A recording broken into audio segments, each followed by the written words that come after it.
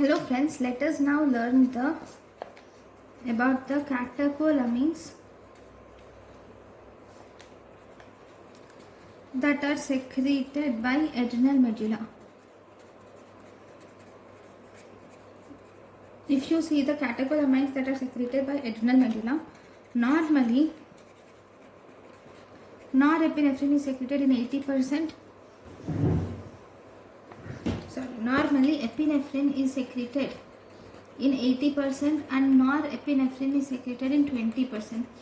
Norepinephrine has shortest half-life. Then if you see in adrenal medulla,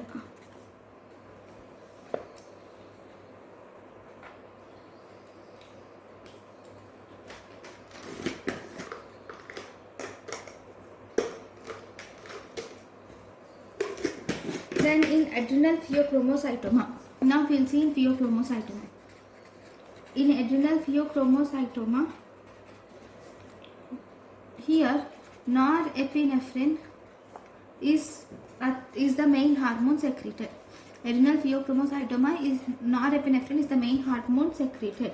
Then if you see extra-adrenal pheochromocytoma, even in extra-adrenal pheochromocytoma, norepinephrine is exclusively produced. That is, only norepinephrine is produced in extra-adrenal pheochromocytoma. Then if you see malignant pheochromocytoma, in malignant pheochromocytoma, dopamine is released. Okay, if you see the metabolite of dopamine will produce homovanillic acid. After metabolism, dopamine will produce homovanillic acid. Norepinephrine, after metabolism, it produces vinyl mandelic acid. Okay.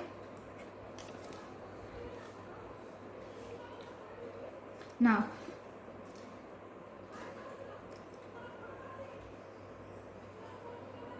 let us learn some important points about paraganglioma. Now, what does paraganglioma?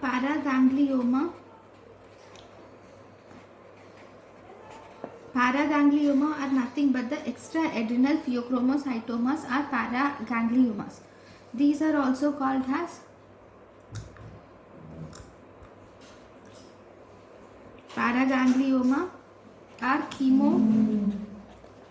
chemodectoma. What are paraganglioma and chemodectoma? These are extra-adrenal pheochromocytoma which produces norepinephrine. So, where are the paragangliomas found? Then location of paraganglioma. Paraganglioma, if you see parasympathetic, or they are seen in paraganglioma, if you see parasympathetic or in head and neck, they are present in 95%. Okay, then those paragangliomas which are catecholamine secreting, like if you see those which are abdominal and para-aortic, these are almost 75% of those catecholamine secreted are present in abdominal and para-aortic. Then urinary bladder, in the urinary bladder you will see almost 10%. Then in the thorax you will see 10% of catecholamine secreting tumors. Then in head and neck you will see around 3% of catecholamine secreting tumors, and in pelvis you will see 2% of catecholamine secreting paraganglioma. Now, if you were asked what is the most common, so in extra-adrenal site, what is the most common extra-adrenal site or most common site of paraganglioma? That is, we have a site called as organ of Zucker-Kandel. Where is this organ of Zucker-Kandel present? This is present in abdominal and para-aortic region. Now, what are the clinical features of pheochromocytoma. So whenever the patient has pheochromocytoma, there is increase in norepinephrine or increase in epinephrine. So as a result, these will increase the heart rate, leading to tachycardia. As a result, the patient will present with palpitations, and there will be increased force of contraction. There will be increased velocity of contraction, and there will be increased excitability. So increased force of contraction, velocity of contraction, excitability. So all these will result in arrhythmias. Especially ventricular fibrillation or ventricular tachycardia are seen. Then this will also show increase in BP is also seen.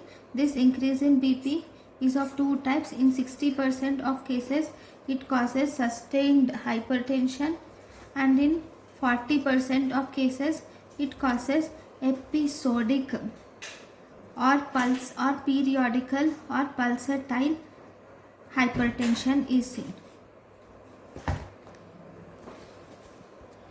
In pheochromocytoma, you will see decreased gluconeogenesis occurs,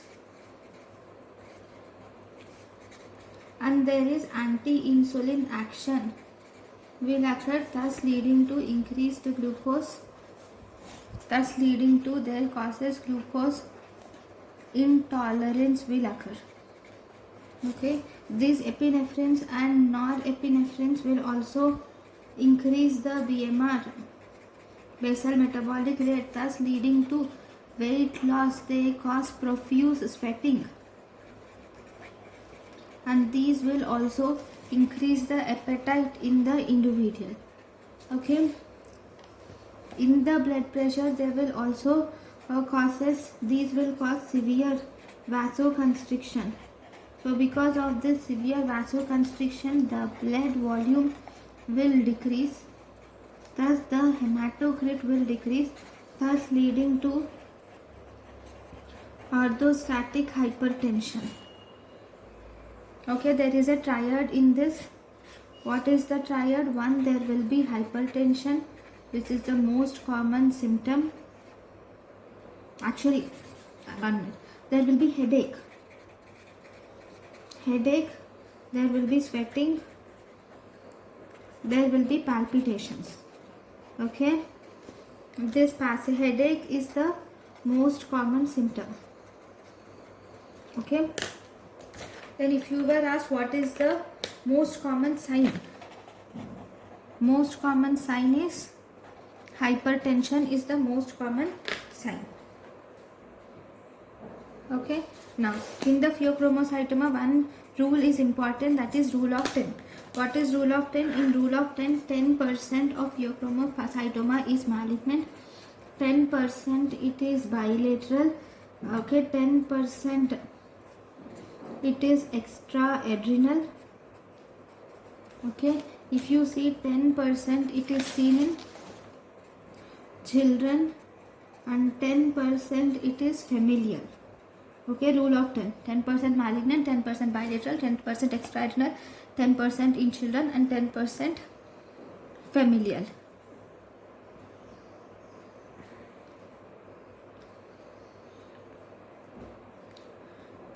So now one more important thing, because it increases force of contraction, increased velocity of contraction, increased excitability, will increase the demand to the heart.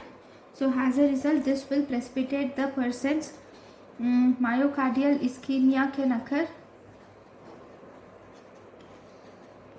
leading to angina, which can lead to MI also in the patients. You will also see supraventricular in the arrhythmias. There can be ventricular fibrillation, ventricular tachycardia. You can also see supraventricular tachycardia or supraventricular arrhythmias can be seen. Okay, because of increased myocardial contractility. Okay, you will see, because of this you will see MI, as I have already said. Okay, so these are the important things. Yeah, one more important symptoms if you see. Yeah, because of yeah, here there is one more important symptom. There will be blunting of sympathetic reflexes. Blunting of sympathetic reflexes will result in orthostatic hypotension. It is not hypertension, this is wrong. It will result in orthostatic hypotension. Okay, and this pheochromocytoma also will ectopically, they will cause ectopic secretion of parathyroid hormone related proteins. Because of ectopic secretion of parathyroid hormone related proteins, they will cause hypercalcemia.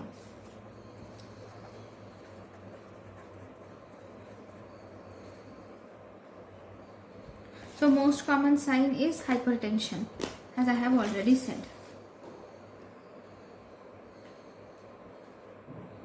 So we can also call all these features, if you summarize, we have 5 P's. That is paroxysmal headaches, paroxysmal hypertension. P for pounding headache, paroxysmal hypertension, pounding headache.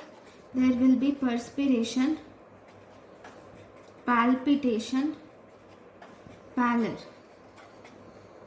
Okay, and flushing is also seen, but it is less common than pallor,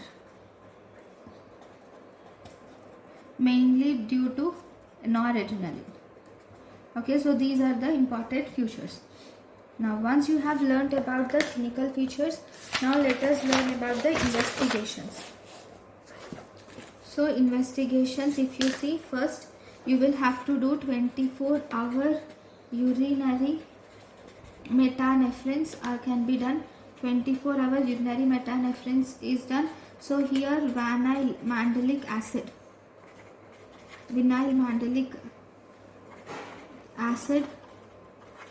which is VMA,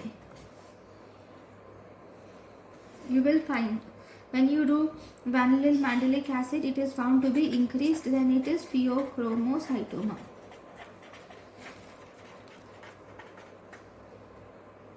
Now these normal levels of vinyl mandelic acid levels are less than 6 milligrams per 24 hours. These are actually investigation of choice.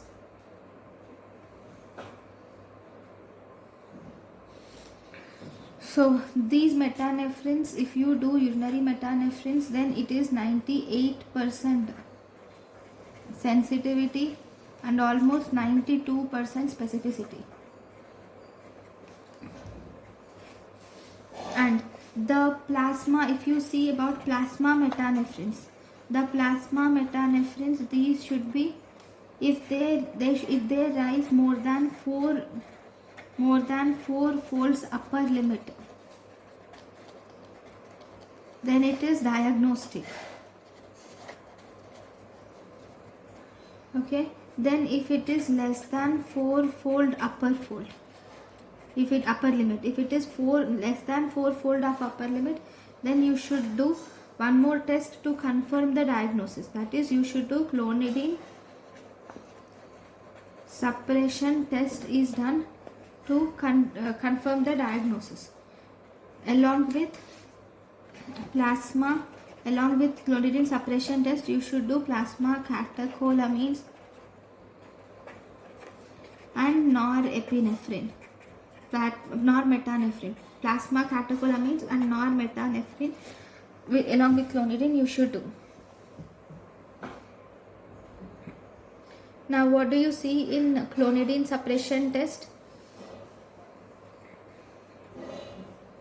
So you will give clonidine.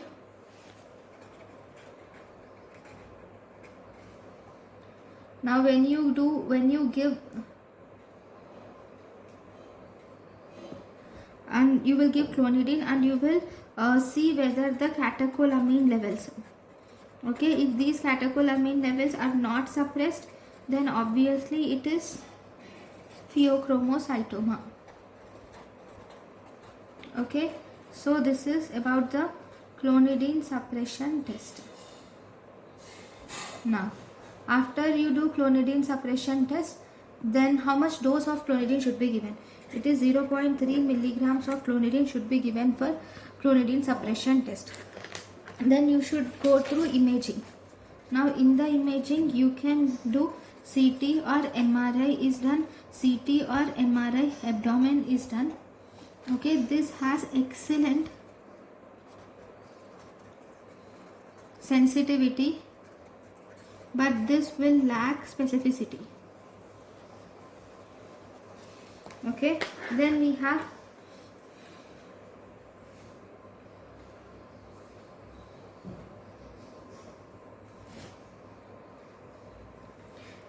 to improve the tumor specificity,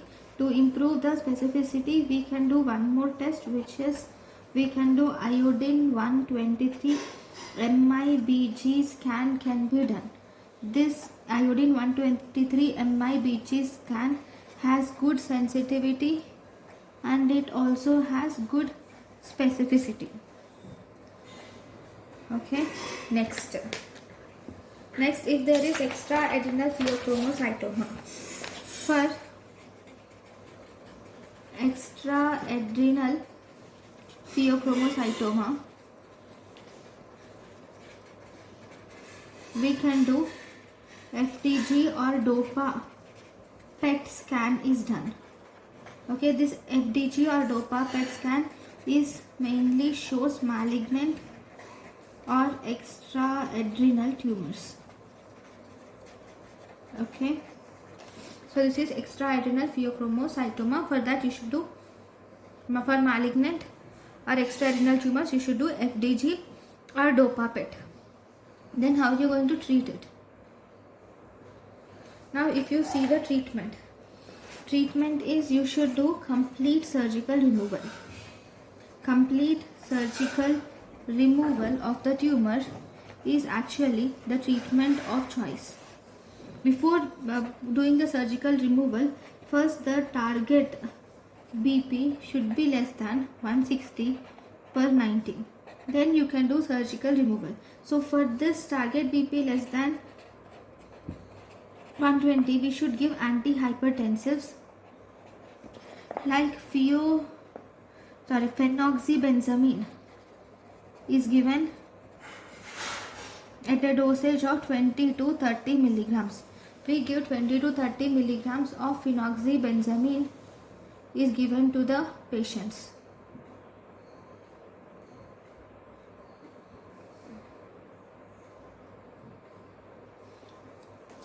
Okay,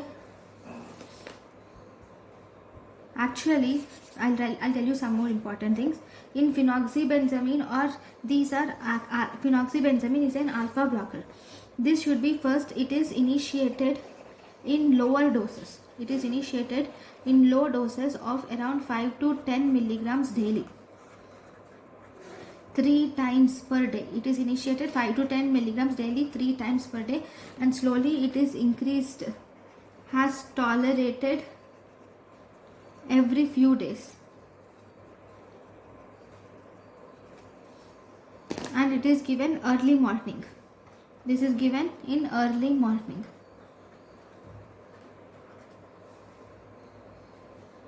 So because of this, it has, the patient is volume constricted. The patient will have volume constricted state. We should ask patient to take liberal salt intake and to adequately hydrate himself during the therapy in order to avoid orthostatic hypotension, because one of the symptom of the pheochromocytoma is orthostatic hypotension. In order to avoid it, we should ask the patient to take salt intake and hydration. Then within 7 days, the final dose of around 20 to 30 milligrams of phenoxybenzamine, 30 to 40 milligrams of phenoxybenzamine 3 times per day is given. Okay, then after this phenoxybenzamine, The second drug, oral prazosin or IV phentolamine. Oral prazosin or IV phentolamine are mainly used to manage the paroxysms, used to manage paroxysmal hypertension which occurs while awaiting adequate alpha blockade with phenoxybenzamine.